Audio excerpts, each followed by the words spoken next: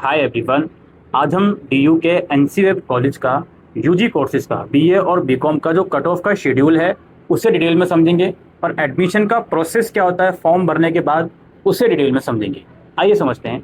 सबसे पहले registration form already चल रहे हैं जिसकी लास्ट डेट 24 जुलाई है। फॉर्म भरना कैसे है उसके ऊपर ऑलरेडी हमारी वीडियो है, डिस्क्रिप्शन बॉक्स में लिंक है। अब जो भी बच्चा फॉर्म भर चुका होगा, रजिस्ट्रेशन फीस भर चुका होगा, अब उसे इंतजार करना है कट ऑफ का। इस शेड्यूल के हिसाब से, हालांकि ये टेंटेटिव है, पहली कट ऑफ जो आनी है वो 27 जुलाई को आनी है। अब 27 जुलाई को होगा क्या, आपके एनसीवेब और डीयू की वेबसाइट पर दो कट ऑफ आएंगी, बीए प्रोग्राम की अलग और बीकॉम प्रोग्राम की अलग। जिस भी कोर्स के लिए आप अप्लाई करना चाहते हो उसकी कट ऑफ आप देखोगे, उसमें लिखा रहेगा किस कॉलेज की, किस कैटेगरी की, किस सब्जेक्ट कॉम्बिनेशन की कितनी कट ऑफ गई है। जैसे फॉर एग्जाम्पल हंसराज कॉलेज है, हंसराज कॉलेज की बीए प्रोग्राम के history plus political science combination की कट ऑफ गई है 84। तो जो भी ऐसे बच्चे होंगे जिनका बेस्ट फॉर 84 या उससे ज़्यादा होगा वो फर्स्ट कट ऑफ में हंसराज कॉलेज में अप्लाई करने के लिए एलिजिबल होंगे। और जिसकी जितनी जितनी कट ऑफ आएगी उस हिसाब से बच्चे अगर एलिजिबल होंगे वो अप्लाई करेंगे उस रिस्पेक्टिव कॉलेज। अगर आप एक से ज़्यादा कॉलेज में एलिजिबल हो रहे हो कट ऑफ के हिसाब से तो आपकी मर्जी, आप किसी भी कॉलेज में अप्लाई करें। अप्लाई आप ऑनलाइन पोर्टल से ही करोगे, जिस पोर्टल से आपने रजिस्ट्रेशन फॉर्म भरा है आपको वहाँ पे अपना कोर्स और कॉलेज सेलेक्ट करना होगा और उस फॉर्म को सबमिट करना होगा, मतलब ऑप्शन सेलेक्ट करके सबमिट करना होगा। आधार कार्ड मांगा जा सकता है तो अपलोड कर दीजिएगा। उसके बाद जैसे ही आप अप्लाई कर दोगे, ये अप्लाई करने का टाइम रहेगा 30 जुलाई तक शाम रात 11:59 तक। जैसे ही आप अप्लाई कर दोगे तो आपके डॉक्यूमेंट जो हैं हंसराज कॉलेज के पास वेरिफिकेशन के लिए चले जाएंगे।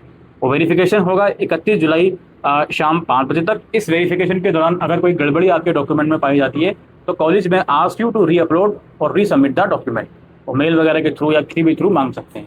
जब वो डॉक्यूमेंट आप अपलोड कर दोगे या जब वो डॉक्यूमेंट वेरीफाई हो जाएंगे उसके बाद उसी पोर्टल में आपको फीस पेमेंट करनी होगी अपनी एनसीवेब की, जो कि टाइम रहेगा 1 अगस्त शाम 5 बजे तक। इस तरीके से पहली कट ऑफ का जो प्रोसेस है वो चलेगा। अब जो बच्चा पहली कट ऑफ में किसी भी कॉलेज में एलिजिबल नहीं है, कट ऑफ मैच नहीं कर रहा है, वो सीधा सेकंड राउंड में आएगा। ये देखा कि सेकंड राउंड में कट ऑफ अगर गिरी है तो मैं किस किस कॉलेज में एलिजिबल हूँ और उस हिसाब से अप्लाई करूँ। अब यहाँ पे सेकंड कट ऑफ का भी शेड्यूल मेंशन है। सेकंड कट ऑफ आएगी 3 अगस्त को, उसका पूरा प्रोसेस चलेगा आप लोगों का 8 अगस्त तक। अब बहुत ध्यान से कुछ बातें मेरी समझ लीजिए। सेकंड कट ऑफ में जैसे मान लीजिए फर्स्ट कट ऑफ आई, फर्स्ट कट ऑफ में मैं 5 कॉलेजेस में एलिजिबल था और मान लीजिए टोटल 20 कॉलेज हैं, 5 में एलिजिबल था, 15 में एलिजिबल नहीं था। अब जो सेकंड कट ऑफ आएगी, मैंने फर्स्ट कट ऑफ में एडमिशन नहीं लिया, अब जो सेकंड कट ऑफ आएगी मैं उन 5 कॉलेजेस में अप्लाई ही नहीं कर सकता हूँ जिसमें मैं फर्स्ट कट ऑफ में एलिजिबल था। क्यों? आपका एडमिशन रिजेक्ट करेगी, आप पहले एलिजिबल थे, आपने पहले अप्लाई क्यों नहीं करा। ये रूल है, जो रूल है वो मैं आपको बता रहा हूँ। अब जो बचे हुए 15 कॉलेज हैं जिसमें मैं फर्स्ट राउंड में एलिजिबल नहीं था क्योंकि मेरी कट ऑफ कम थी उन कॉलेज से, तो अगर उन 15 कॉलेजेस में किसी की कट ऑफ मेरे परसेंटेज से मैच हुई या कम हुई तो मैं उस पर्टिकुलर कॉलेज में सेकेंड राउंड में अप्लाई कर सकता हूँ। फिर वही सेम प्रोसेस चलेगा, अप्लाई करोगे आप, वेरिफिकेशन होगा, फिर फीस पेमेंट करोगे, फिर आपका एडमिशन कंफर्म हो जाएगा। ठीक है। आप एनसीवेब में किसी कट ऑफ में एडमिशन लेते हो उसके बाद कॉलेज अपना चेंज नहीं कर सकते आप, ये प्रावधान एनसीवेब के अंदर नहीं है।